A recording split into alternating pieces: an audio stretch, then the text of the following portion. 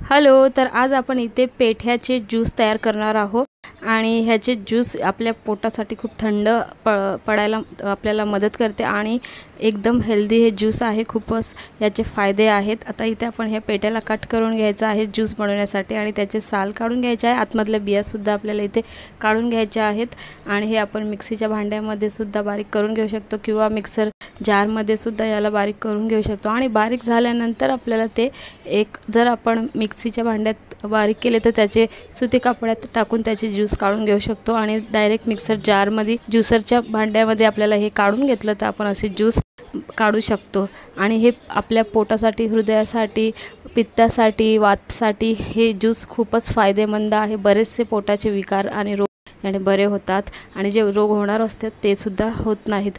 तर आजची रेसिपी तुम्हाला आवडली असेल तर व्हिडिओला लाईक, शेअर, सबस्क्राईब करायला विसरू नका। Bye bye.